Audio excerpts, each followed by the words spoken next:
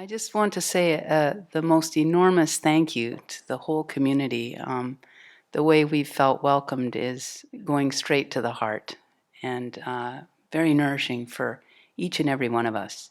I hope this will be quite easy for me. Venerable Semple asked me this morning to say some words, and she said that I could talk about what was alive for me in my own practice right now. So that does make it easy, because I've had the most marvelous week of my entire monastic life, honestly. Starting last Wednesday with arriving here, it's like I've had an IV of inspiration directly into the veins.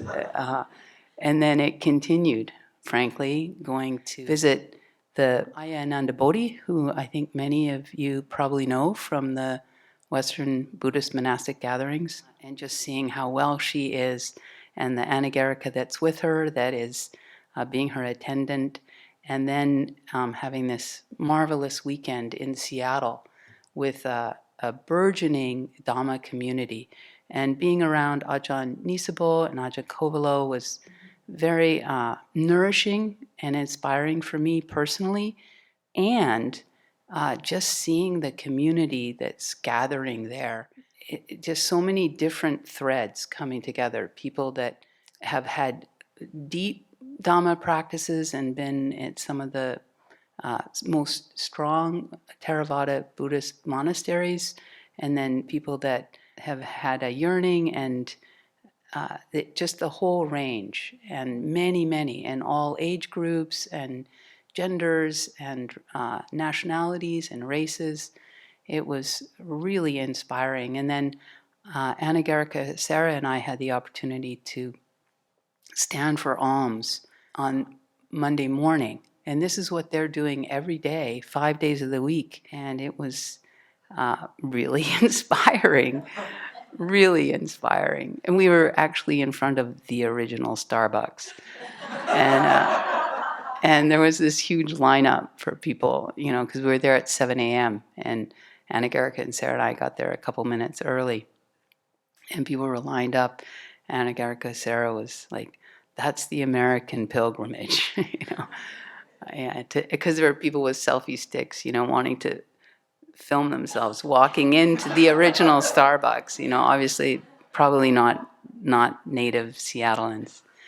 Anyway, but why the trip has been so, there's many reasons why the trip has been so inspiring for me. Just personally, I was one of the bhikkhunis at a monastery near Sacramento, near Placerville in California, that some of you might have heard about. It was called Aloka Vihara Forest Monastery.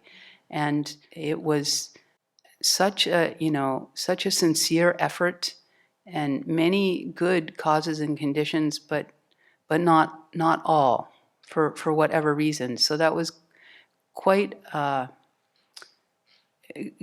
interesting. That's probably the best word, because there's a lot of difficulty and a lot of opportunity going through that experience, and that wasn't that long ago, and to see Ayya Ananda Bodhi well.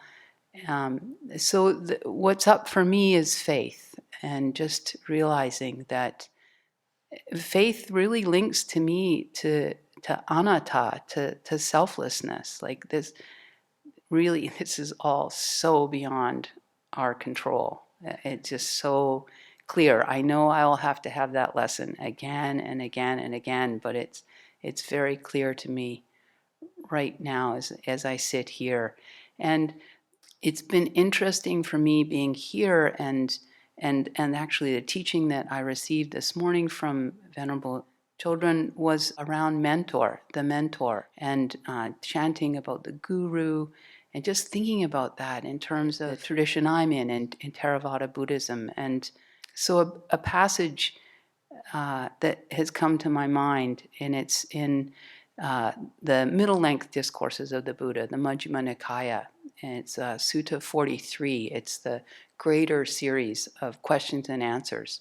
And there's a monk, Kotita. This is often in the suttas, the Pali Canon suttas, that they're in meditation, and some they're probably doing analytical meditation, and some questions are coming up for them. And then they go to a more senior teacher. If the Buddha is not available, then one of the more senior monks.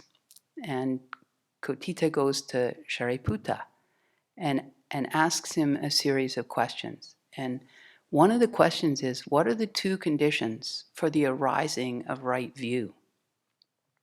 And Shariputra says there are two conditions for the arising of right view.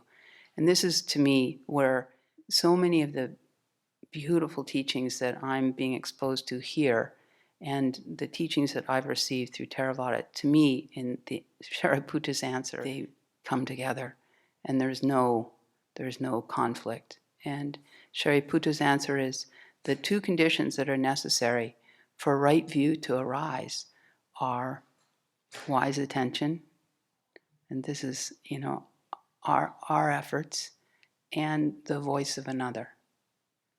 And it's absolutely essential that we have that voice of another, that mentor, that guru.